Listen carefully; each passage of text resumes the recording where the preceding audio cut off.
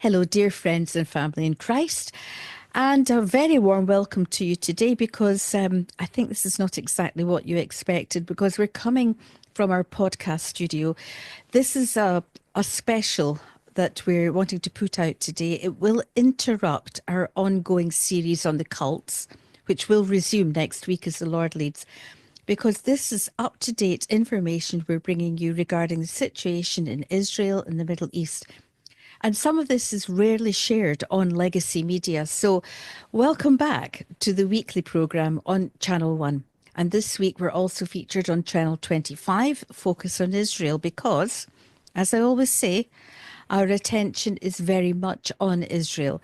Not just because we love the people, but because what happens in the Middle East and in particular in Israel affects all of us, according to the Bible, especially in the light of where we are now in the Bible timeline and the prophecies concerning Jesus' return and the end of the age as we know it.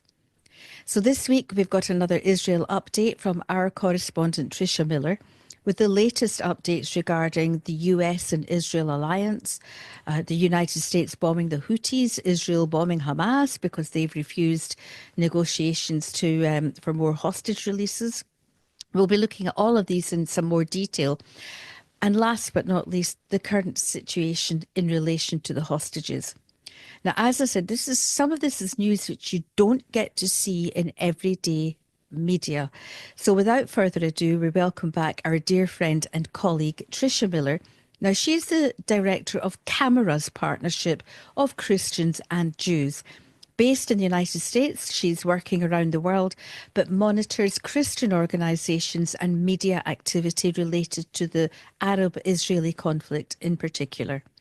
Now, her articles have appeared in numerous publications from the Allgemeiner and New English Review to Breaking Israel News, Times of Israel, the JNS, Jerusalem Post, Christian edition, and she's the author of 2 books. Now, there's a link in the description so you can find out more about her and the organisation. So, a very warm welcome to you, Tricia. It's really good to see you again, as I know you've been a tad busy, shall we say, with what's been happening in the Middle East the last few weeks. So, welcome, Tricia. Thank you, Deborah. It's really good to be here, and I appreciate the opportunity to give an update because this has been quite a week already for Israel.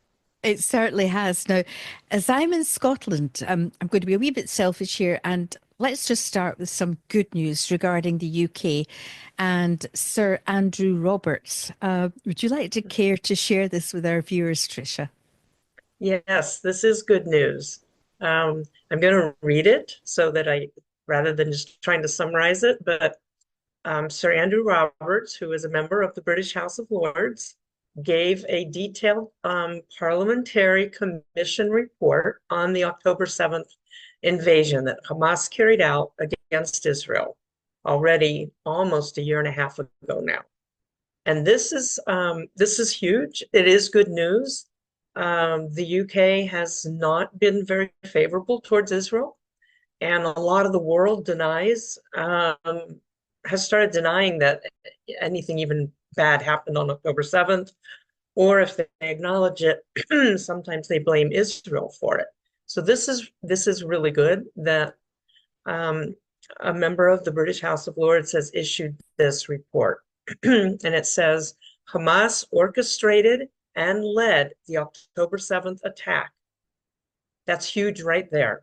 Because again, there has been, ever since October 8th, we have been dealing with denial that, number one, that it happened, or denial that it was that bad, or, saying that Israel caused it or whatever. So this is huge. He said Hamas orchestrated and led the October 7th attack with 3,800 of its elite Nukba forces and members of Izz al-Din al-Qassam brigades invading southern Israel. They were supported by 2,200 individuals from other armed groups, including Palestinian Islamic Jihad and civilians from Gaza. A further 1,000 individuals stayed in Gaza to operate rocket launchers and provide tactical support. That's how many thousands of people does that involve? This was huge and obviously well planned. The attackers used drones, snipers, and explosives to disable surveillance and defensive systems. By the end of the day, the border had been breached at 119 points, enabling the entry of thousands of militants into Israel. Hamas-led forces attacked 32 civilian communities, kibbutzim and moshavim, in Israel's Gaza envelope, killing 416 in a matter of hours. Of the 251 total hostages taken during the attack, 183 were from these villages. A total of 3,873 rockets were fired into Israel on the 7th of October, followed by another 987 on the 8th and 9th of October. This triggered alerts across 498 communities and affected 75% of Israel's population. That's the end of the report. So these are my comments. This, like I said, this is phenomenal that they have issued this report, that they have these numbers. This is what Israel's been saying. This is what Israel knew was true. The only thing I would add to this is that the report says they killed 416 in a matter of hours. He was talking about just in those kibbutzim and moshavim, I assume, because there were over 1,200 total killed that day. People at the Nova Music Festival, people on the road, soldiers, police, anybody who came to help try to fight and defend the civilians who were under attack. So the number of total killed was actually at least 1,200 and thousands. There's varying numbers, but at least 4,000, over 4,000 injured that day. Not to mention, as the report says, the attack affected 75% of Israel's population. So think about the trauma in the whole nation from that day. So this is good news that this came out. Thank you, Tricia. And this really is extraordinary that my country has actually allowed somebody to come out with a report like this, which is the truth. So we've started with some good, encouraging news. Now, Tricia, what is happening now with this incredible alliance between the US and Israel? Can you give us a wee bit more information about that? Well, that's more good news. Since January 20th, when we have a new president in the White House, Israel has been getting the support that they needed. Before January 20th, the previous US administration was tying the hands of Israel, threatening them that if they did whatever the US didn't want them to do, they would cut back on weapons, etc., supplies, help. And Israel was really having to fight genocidal terrorists with both hands tied behind the back. The weapons were being limited, supplies were being limited, and the previous administration was threatening to cut off even more if Israel did certain things that the US was telling them not to do.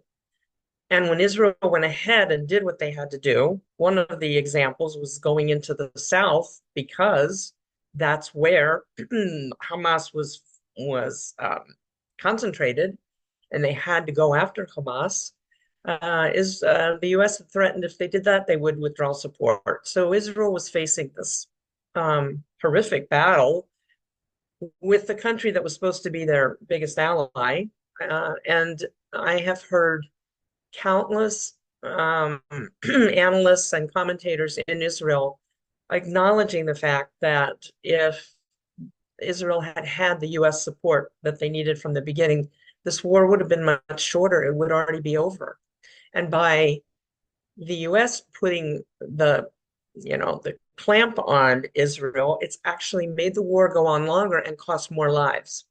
And now what we're seeing since January 20th, with a new president, with the whole administration, I mean, just a lot of very solid people in the administration that understand the need that you have to fight evil and that you have to win with strength and that evil has to be defeated, and giving Israel the tools they need to do to finish the fight. The fight will be over sooner, and in the long run, that'll save more lives. So that's the good news too. Ah, praise God. It is a miracle. And Mhm. as we were chatting before we began this podcast, you know, and we prayed, of course, we were just saying we know that overall God is in Mhm. control and he has allowed this. There is a plan and a purpose. As Mhm. unpleasant as so much of this is, in fact, unpleasant is almost a very weak word.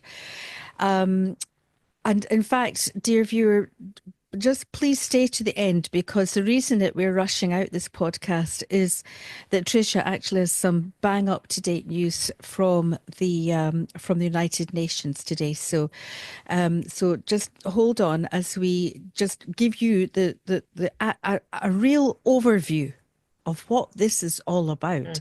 So the Houthis. Briefly, just for anybody who doesn't know who the Houthis are, would you explain who they are and why the United States is now bombing them? The Houthis are a terrorist organization. They are located in Yemen, which is on the coast of Africa. It's about 1,000 miles away from Israel. So why would you ask? Why should they care about Israel? Well, because they are Islamic fanatics who are being funded and supplied by Iran. Excuse me, just like Hamas has been and Hezbollah in Lebanon and others. Um, and they have also fired quite a few rockets at Israel during this war. They had stopped in the last month when Israel and Hamas were in the midst of a so-called ceasefire, which is not now stopped, but we'll get into that next, I'm sure. But they were not only attacking Israel, they were attacking shipping in the primary path that shipping in that part of the world has to go through. Ships on their way to get through the Suez Canal have to go that way.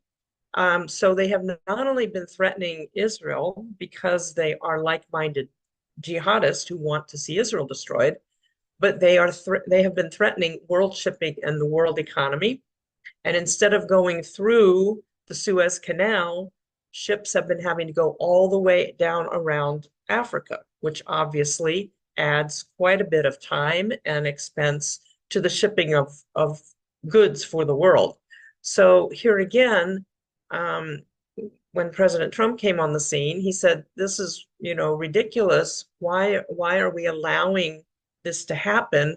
Because they were also firing it at U.S. warships that were in the area. And again, the previous administration didn't do anything about it.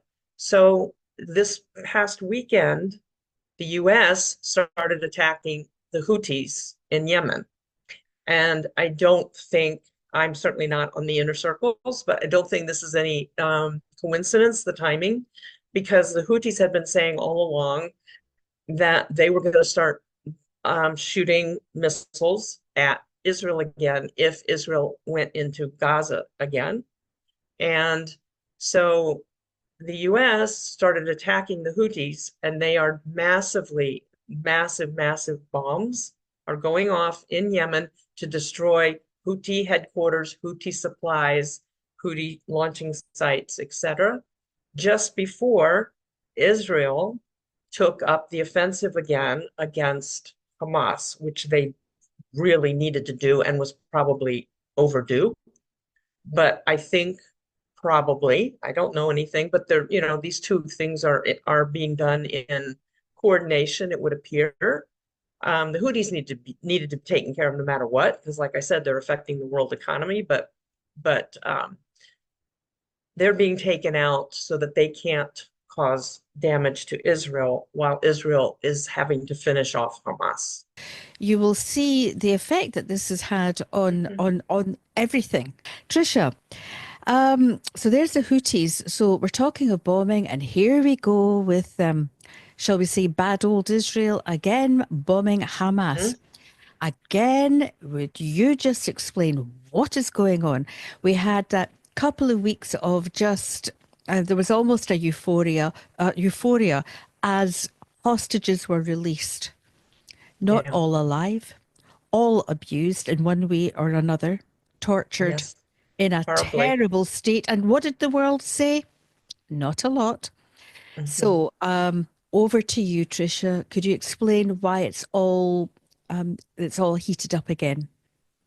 Okay, well, there was a 6-week ceasefire where Hamas released 3 or 4 hostages a week, some of them not even alive.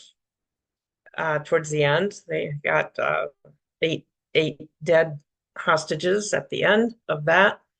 But in exchange for each hostage, the way the deal was worked out is Israel had to release hundreds and hundreds. There have been now, because of the 6 weeks of this hostage release, there have been approximately 2,000 hardened terrorists, convicted terrorists released from Israeli jails who are now back to do what they do. So this whole thing has been extremely painful for Israel, the hostage release. Like you said, yes, there was the euphoria, the joy of seeing the live hostages come out and being reunited with their families, but also the knowledge in every Israeli knowing the cost of this also. So it's just been this extremely painful time that Hamas orchestrated on purpose because that's why they took the hostages in the first place. So there was the 6 weeks where at least we were seeing some live hostages come out, like you said, in horrible conditions, some in worse stages of starvation than others, but horrible conditions, and the release of some of the bodies. And then they were supposed to continue negotiating for this to continue. Uh, but Hamas and negotiations were still being attempted, but Hamas continued they just said no. They just kept saying no to any other new offers. And so Israel had to go back because there's a stalemate now. There's nothing happening. And there are still hostages in there. There's 59 hostages still inside of Gaza total, but at most 24 of them are alive. I've heard numbers 22 maybe, but at most 24. And they every day for them, well, every minute is pure hell, but every day their health is getting worse and worse, and they're getting weaker and weaker because they are being intentionally starved and tortured and abused in horrible ways. And it's become more and more known with this last batch of released hostages that who have been talking about the treatment. So what is Israel supposed to do? Just continue to sit there and do nothing? Or they have to increase the pressure on Hamas to make Hamas agree to release terrorists to release hostages because they were not releasing anymore with Israel doing nothing. So the world is screaming and, it's all Israel's fault. The world is outraged at Israel. Israel's broken the ceasefire. No, Israel's not broken the ceasefire. Hamas actually broke the terms of the ceasefire every step along the way during those 6 weeks of the hostage release in exchange for all these terrorists out of Israeli jails. They postponed things. They didn't do things on time. They staged these horrible ceremonies of the releases of the hostages when they had the 4 coffins at one point where two of them were the two Bebas baby, the baby and the 4-year-old, and what was supposed to be the coffin of their mother turned out it wasn't. But they had a huge crowd there, people bringing their children, having their children sitting up on their shoulders, and they're cheering and they're celebrating. This is a sick culture that celebrates death and was cheering. So at every stage, Hamas did things wrong. The point is they were doing things wrong all along the way. They had broken the ceasefire already. And then by not continuing to negotiate for any more, they've broken it. So Israel had to go back and increase the pressure to make them, they said it's just going to keep getting worse and worse. The bombing, and now there's troops on the ground. It's going to get worse and worse until Hamas releases those hostages. Yes, and obviously we were all wondering every time they were doing this and they were breaking the agreements. it was obvious that what they wanted Israel to do was to attack and therefore get blamed that, that they Hmm. had done it. Dear viewer, one of my jobs is, it is an unpleasant one, is sometimes I have to be a witness in certain situations, not a live witness, I thank God for that, of certain things that happen, particularly amongst persecuted Christians, for example, in different Hmm. nations. But certainly with this hostage situation, yes, I have seen some terrible things. However, and the world has been told, obviously, about what was done to these two little ones, to these children, who were literally torn apart. They were by the Palestinians. Hmm. People talk about Hamas, quite rightly so, and then to try to avoid them being identified, they were crushed. Now, that's horrific. And were other very horrific things done even on 7th October itself. Let Hmm. us not be in any confusion about this. One of the things that I always found heartbreaking, and it was the same with the whole BDS movement of, in the United Kingdom, for example, so many supermarkets decided, in fact, pressure was put on them Hmm. to boycott Israeli goods. And I used to be shouting, for goodness sake, do you not realize how many Palestinians are Hmm. employed there, particularly on the border? And they're being done out of jobs as well. So there is obviously a huge outcry for the Palestinian people.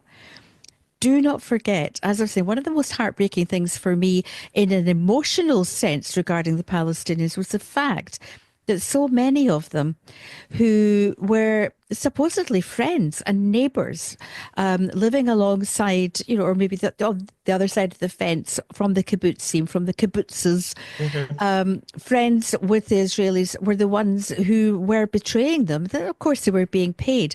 Do not forget, though, that most of them live in fear. Not all. Many are absolutely 100%, of course, and as the bombings continue, 100% alongside what Hamas and Hezbollah and all the rest are saying. But I've had to witness, the reason I talk about witnessing is the irony of Hamas, who have been stealing aid going Yeah. in since long, long before October 7th. I used to get the Hmm. figures every day. You can get them from Kojat. Every day we could see video footage, for example, of the lorries taking aid in to the so-called Palestinian territories from Israel. Dear viewer, ask yourself, where are the Hmm. billions of dollars, pounds, euros? Hmm. Where are the billions that have been flooded into this country in aid for years and years and years? Where is it all? Well, we've seen It's those of us who have been following this even since the days of Arafat, who died an extremely wealthy man, and we've seen, shall we say, designer handbags being flaunted by the wives of some of these, of the Hamas chief. All of that. Let me tell you, yes, some of the Palestinians have been going very hungry. Absolutely.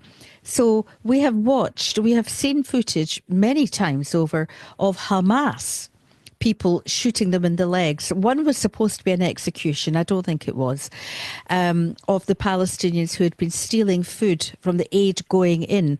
Now, don't kid yourself that Hamas themselves have not been in charge. They're in charge of everything, that they hadn't been doing this already. But there are people amongst the Palestinians themselves who really have been going hungry because Hamas have kept the food and the aid, who have been stealing some of it. So Hamas have been trying to appear super righteous amongst their own people and the world. Shoot the perpetrators, drag them into the square and shoot them in the legs. It's, when you see the children round about, it tends to be mainly boys and men who are there and they watch it, and some of the kids just even don't bother because it's such an everyday occurrence. It is barbaric. Now, I've had my little rant, Tricia. What I'm saying is the frustration that you and I and others working in the media who know the truth of these situations, how we feel about the fact that these things are not reported. So there we go. Hamas have broken the deal. Israel is bombing again. Do you have any other stats for us? Is there anything you would like to add on that subject, Tricia? Yeah, well, one of the things I wanted to say about why did Israel have to start bombing again? They pulled, for one thing, they pulled off an amazing surprise attack a little after 2 a.m. Tuesday morning, their time, uh, hit um, dozens and dozens of sites simultaneously, both with the Air Force and from the sea, from the Navy. They targeted terrorist sites. They targeted mid-level Hamas leaders. They did not target the highest level Hamas leaders because that's where the hostages are, because the leaders use the hostages as human shields. So they didn't target them. They have intelligence. They think, and they have a pretty good idea of where the hostages are. They're not targeting the areas where the hostages are. They're targeting as many terrorists as possible. So after the first 2 days, since the attack started, uh, over 200 targets were attacked. Over 710 terrorists were killed. Over 900 have been injured. In the first 2 days, no rockets were launched from Gaza. Now, yesterday, they did. The alarms have been going off again in Israel, central Israel, in Tel Aviv and Jerusalem and the Dead Sea area. Alarms have been going off because some rockets were launched from Gaza, and there's been a couple ballistic missiles launched from Yemen as well by the Houthis. So the Israeli population is again under attack as well. But they have targeted over 200 targets, 710 terrorists, and 900 injured. So they are taking out the terrorists. That's the goal. They have to get the terrorists in a smaller and smaller and smaller area so that eventually, hopefully, they will be able to rescue hostages. As the IDF always does, they are giving the civilian population warning in advance of where they're going to attack, which no other army in the world does, and they are not required to do that by laws of war. But they tell the civilians when they're going to attack. The civilians are supposed to be going to the places of refuge. And you were talking about the food supply. The plan is that the IDF will then be able to regulate those areas where the civilians are, and that they will be in control of the supplies, because yes, Hamas has been in control of all the supplies, and have been using that to control their people. Tricia, I can't remember if I told you, I was actually at an Israeli embassy meeting a couple of weeks ago. I think it's about 2 weeks ago now. And it comes up again and again about the media, which is what you're all about, is reporting these things. That even Jewish people themselves are not always reading what's really happening. And even in the synagogues, there are some who just don't understand. They just don't understand the truth behind it all. And I think a lot of Christians may be surprised about that as well. So, dear ones, we continue to encourage you to be praying for Israel, be praying for any Jewish neighbors that you have, to reach out as the Lord leads, to just let them know they're loved. And please don't go trying to proselytize and so on unless you're absolutely sure the Lord's leading you to do that. Because what a lot of Christians don't understand is that Christianity itself has such a bad rep, a really bad name amongst Jews. And you can understand that when you look at history. Our job is to love them, to be the salt and light, to manifest their Mashiach, their Messiah, the Lord Jesus Christ, and keep praying because there's a long, long way to go yet. So yes, I was just saying at this meeting, and there was a handful of other Jewish people there. It's yes, we need to just keep encouraging one another in these matters. Mhm. Tricia, what's Well, the latest on the hostage situation? well, let me just say, I agree with what you just said, that Christians need to be standing with the Jewish people. They need to be just showing their love and their unconditional support. The Jewish people feel very alone, like never before in our generation, for sure. So the hostages, there's 59 left. Of course, uh, Hamas is not giving out any details or names, but this is what we have from intelligence, from the accounts of released hostages who have come out. Um, there are 59 total, at most 24 are alive. We know that all the ones who are alive are extremely um, malnourished, starved, many held in chains, most injured. They were injured when they were captured, and sometimes those things have still never, the injuries have still never been taken care of. They're in very, very bad shape. They are kept in horrific conditions. Um, and the concern, and there's two different groups of hostage families, or get two hostage family organizations in Israel.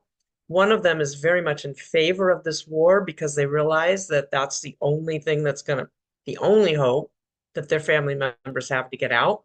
They realize that, they say no, the IDF does have to put this pressure on Hamas to get the hostages out. The other group thinks that by them going back to war, by the idea of, starting this the military pressure again, that they're going to put the hostages at more risk.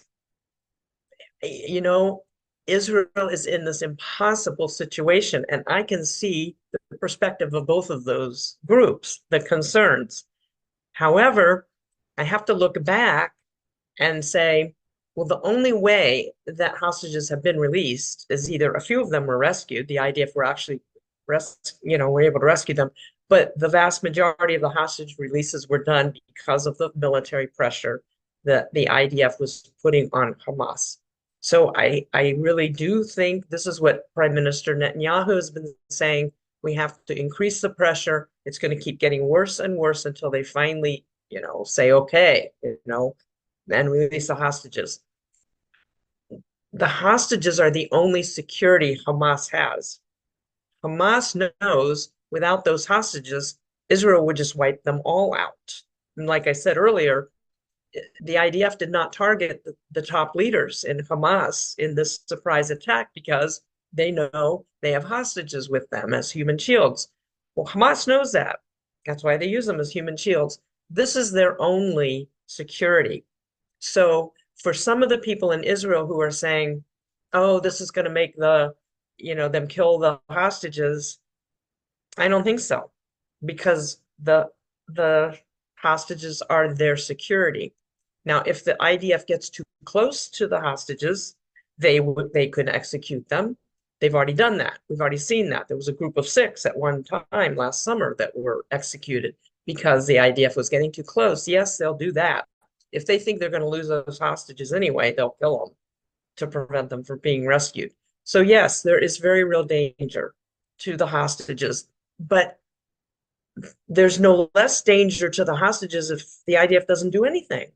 And that's the horrible evil of this whole situation, is that there is no good answer here, and Israel has been put in this extremely difficult situation.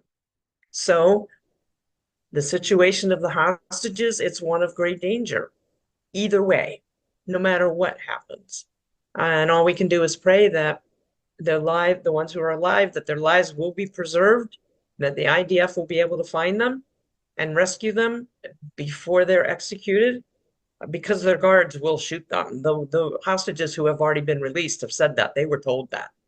One of the hostages who spoke after he was released said, in the tunnel they were in, they could hear the IDF tanks overhead. They could hear them. They were that close.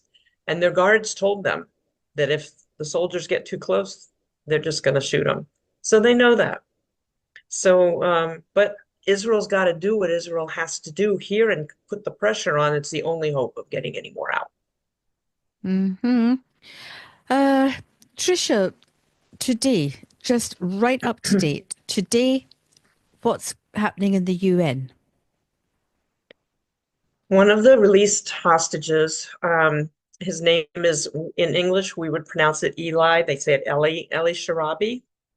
Um, he was one of the ones who looked the most gaunt, who was paraded on the stage, in one of their ceremonies of release. He looked like one of the people who had come out of a concentration camp during the time of the Nazis. Super, super gaunt. Um, and his wife and two daughters were killed on October 7th, and he didn't know it. But Hamas knew it. And they were the other thing the released hostages have talked about is how they were rehearsed. They had to rehearse what they were going to say, and they were supposed to smile, all the things they were supposed to do when they were up on stage and thank Hamas members and smile and do whatever. And they had rehearsed this with him, that they asked him when he was on stage, what was he looking forward to the most, and something like that. And he said, seeing his wife and daughters, because he didn't know they were dead and they knew it. That is the depth of the evil and the cynicism and the psychological torture that is being done every minute of every day to the captives and also to their families. So anyway, that's the background of the person who spoke today at the UN, a very recently released hostage who has lost his entire nuclear family. He said, I was treated worse than an animal. Where was the Red Cross when we needed them? Where was the UN? No one in Gaza helped me. Civilians saw us suffering and they cheered for the terrorists. There's no such thing as uninvolved. And I want to interrupt now. This is me talking. I'm interrupting what I was reading from what he said. And that is what every single released hostage has said. No civilian was kind to them. No civilian offered them anything. No civilian smiled at them. Nobody offered them an extra piece of bread. Nothing. They all hit them. They all took part in their suffering if they were anywhere near them. And so this is back to him. Now, the man speaking at the UN today, which is amazing that he's giving this testimony at the UN, because the UN has been totally always condemning Israel, never saying anything about what actually happened in Israel on October 7th. So he said, back to where his words now, there's no such thing as uninvolved, meaning the uninvolved civilians. And then the rest of what he said is, Hamas terrorists brought hundreds of boxes with UN and UNRWA, the UN relief agency, their logos, into the tunnels. So the boxes with their logos on it were brought into the tunnels, funded by your governments. He's speaking to the representatives in the UN, funded by your governments, feeding terrorists who tortured me and killed my family. They ate full meals from the aid that was placed before us, and we never ate it.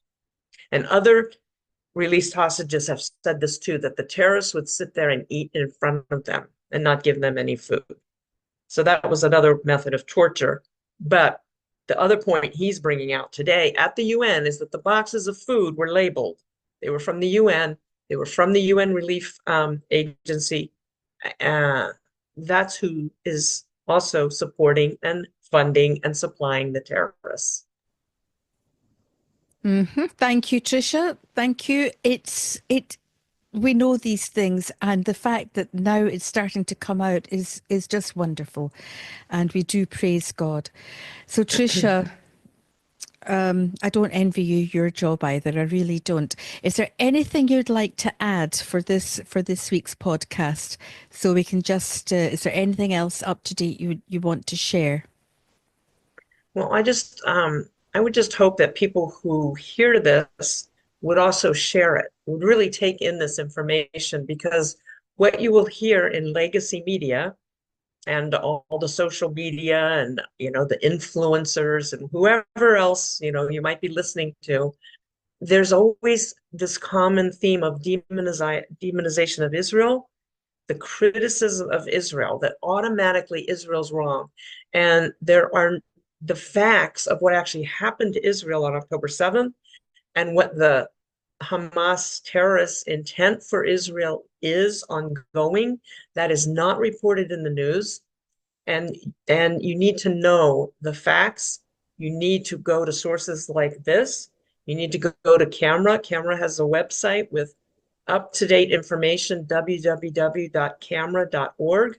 You can find an article on any subject title that you search for, but on the homepage are the most recent articles from top to bottom on every single aspect of this war and what is being said and what is being done. You need to get the facts.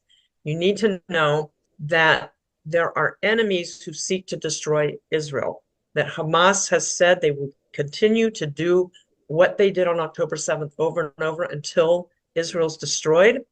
And that was another reason Israel had to go in this week, because they learned from intelligence that Hamas used this most recent ceasefire to rearm, regroup, re-enlist people, and they were planning another type of October 7th attack right now during this ceasefire.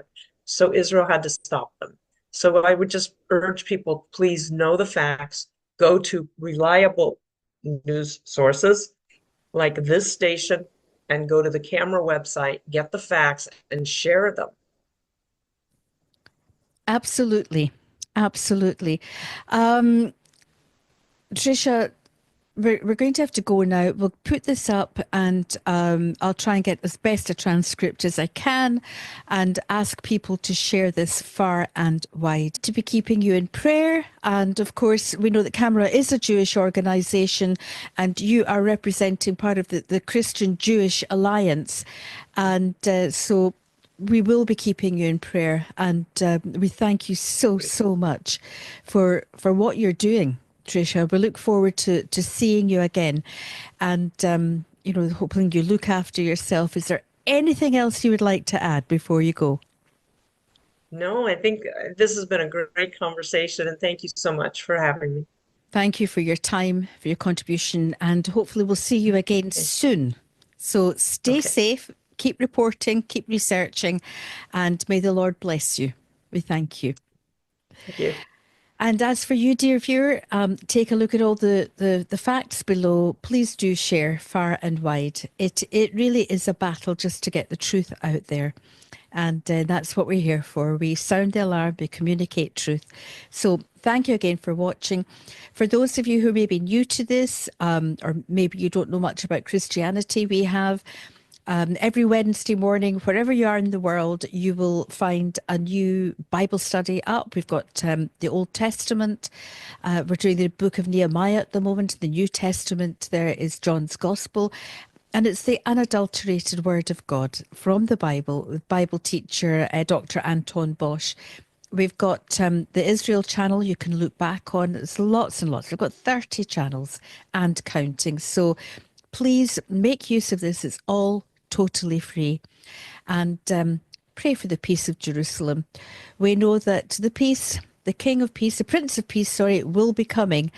And Jerusalem, the so-called City of Peace, will eventually one day know its peace. But meanwhile, we keep the whole situation in prayer. Thank you for watching. We'll be back to our normal broadcasts as the Lord leads next week. By normal, I do mean we're looking at the cults at the moment. So until we come back, again, keep it all in prayer. Bye-bye just now. Bye-bye again, Tricia. Thank you. You can say goodbye to our viewer. He or she is waving at you. And the Lord bless you. Bye. Bye-bye just now. Bye-bye. Thank you. God bless. Bye-bye. This is GV247.tv, a non-profit web TV channel bringing biblical perspective to the world in which you live. a powerful free resource with hundreds of short films on a wide range of Bible topics from experts around the world, plus full-length sermons and programs for teaching and encouragement. Choose from current affairs, signs of the times, a chance to voice your own opinion, and special offers on our full-length feature films, documentaries, and study materials. At over 4 hours in length, the Lamplight Project is a systematic 12-part Bible study series, a powerful teaching tool that begins with the origins of life and takes the viewer on a comprehensive journey packed with high-profile interviews, film, graphics, and illustrations, concluding with the return of Christ and an encouragement to stand firm and be faithful.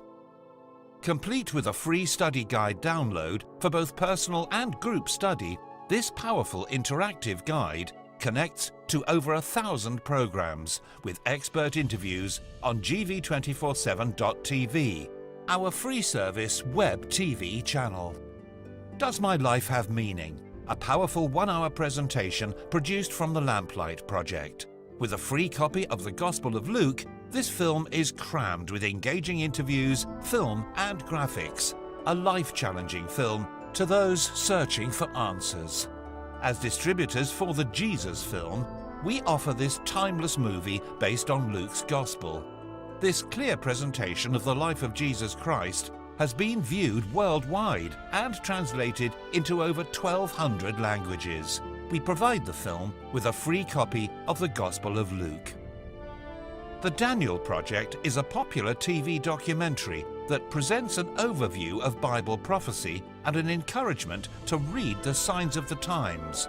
Hailed as one of the best TV films to be made on the subject, DVD extras feature a heart-to-heart interview about the way of rescue.